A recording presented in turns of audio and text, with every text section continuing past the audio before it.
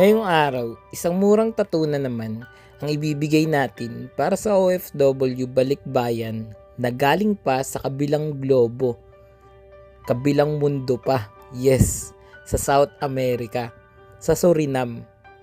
Hindi yun gano'ng familiar sa atin, pero parang surname spelling nun ganun. Isang maliit lang yun na bansa sa itaas ng Brazil, tawid lang daw ng lawa na karugtong ng Amazon River, kung saan di uso ang pork chop. Malimit daw doon na pagkain ay mga karne ng ibang hayop gaya ng leopard at iba pang mababangis na wild animals.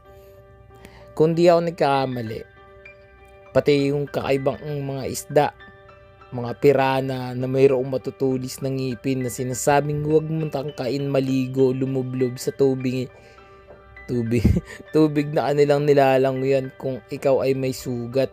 Kung wala ka naman daw sugat, okay lang. Siguro.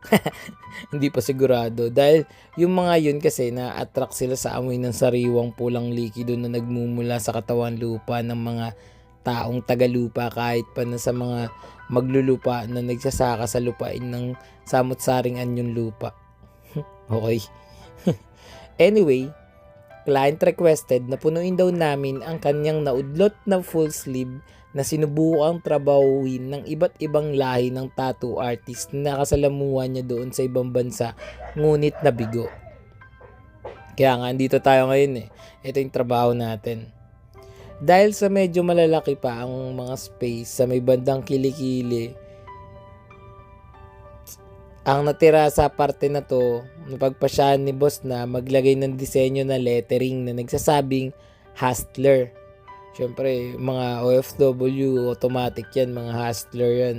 Humahasel kahit na pagod, kahit na day off, di ba? Para sa pamilya. Pero sa kabuuan, ibabalot namin ng XX na wire ang kanyang kaliwang braso.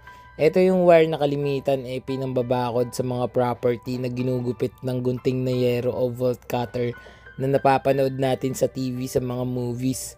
Yung bakod na madalas inaakyat ng mga zombie, yung bakod na nakaharang sa Area 51, pinaniniwalaan ng ilan na ito daw ay pasilidad kung saan nagsasagawa ang gobyerno ng mga pag-aaral, pagsusuri at mga pag-eksperimento tungkol sa mga elemento na out of this world, mga alien shit, bulalakaw, intergalactic Autobots, au.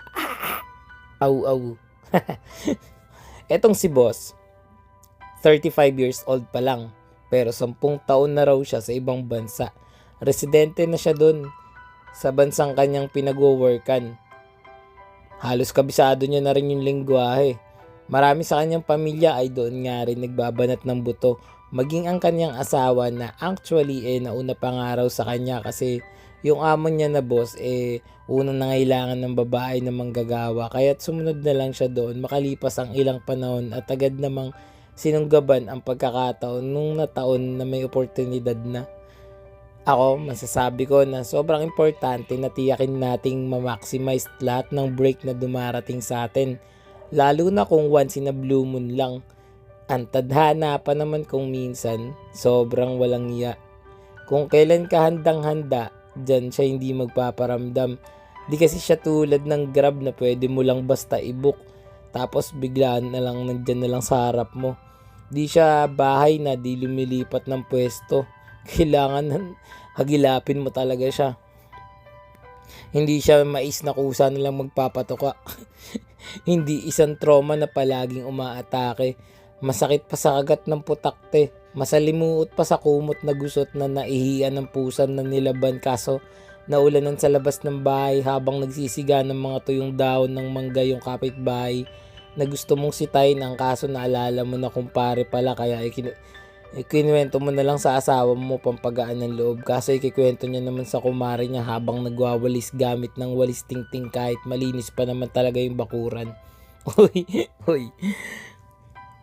Etong si boss, sobrang dami namin na pag-usapan.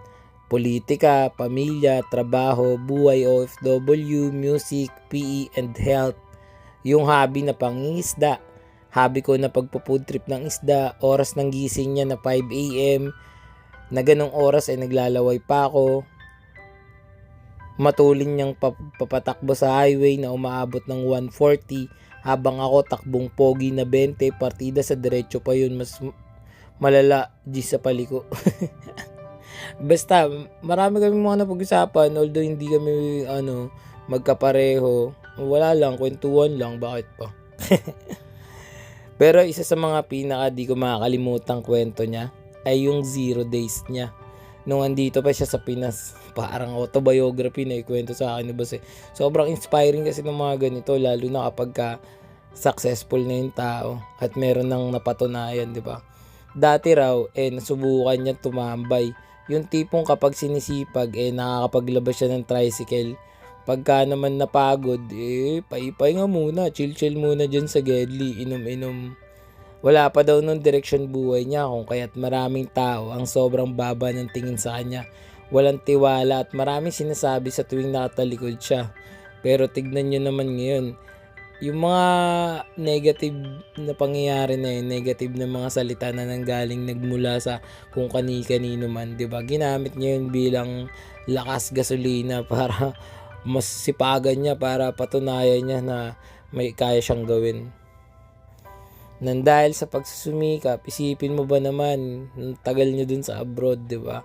Yung mindset, yung ugali niya, yung mga pananaw niya sa buhay, lahat yun nagbago. Sa ngayon, masasabi na malayo-layo na rin ang narating. Bagaman, malayo pa. Kasi marami pa daw siyang mga gustong magawa sa buhay. Marami pa siyang gustong mapuntahan, maranasan, kasama yung mga mahal niya sa buhay. Para kay boss, ang importante kayang-kaya na niya mag-provide para sa family niya at para sa kinabukasan ng mga to. Nakakapag-alala din kasi kapag tayo, 'di ba, hindi natin secure yung family natin. Kasama kasi sa pagtanda yun, yung pagiging responsable. Ako hindi ko rin akalain na kahit papano magmamatured ako ng ganito. Dati kasi iniisip ko lang yung sarili ko. Pero masarap din pala yung meron kang iniintindi. Yung merong nagtutulak sa'yo para gawin yung mga bagay na kaya mo pang gawin. Kasi dati, pwede na, ganun lang, okay na yan. Pero ngayon, kulang pa, kaya ko pa, mas kakayanin ko, mas hihigitan ko pa. Yun na yung mga nasasabi natin sa sarili natin ngayon which is good kasi pangit naman kapag yung isang bagay gagawin mo siya ng basta-basta lang, 'di ba? Mas maganda pa rin yung bibigay mo yung best mo kasi para wala kang pagsisiyan bandang dulo, 'di ba? Pati na rin sa mga tao sa paligid mo. Kagaya nila boss, 'di ba?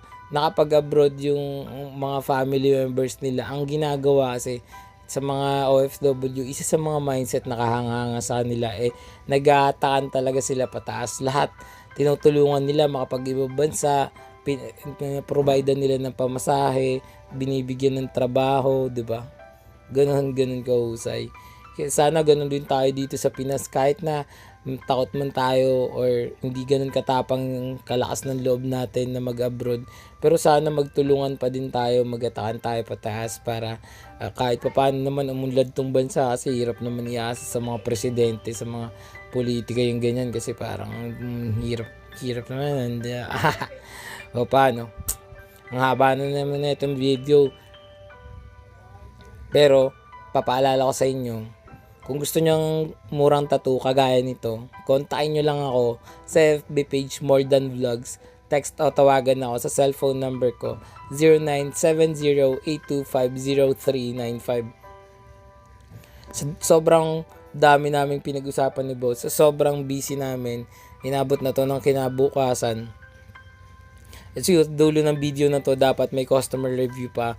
Pero hindi ko na na-video dahil sa montage. Kaya ito, na lang, reveal na lang nung final result, finale. Let's go.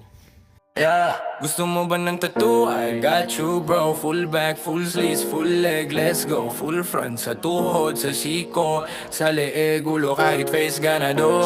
Support local, proud Pinoy artist. Murang tattoo pero maangas, legit. Daw ang pinaghirapan, buyat bawat beat. Baguhan pero may diskarte, hindi cheap.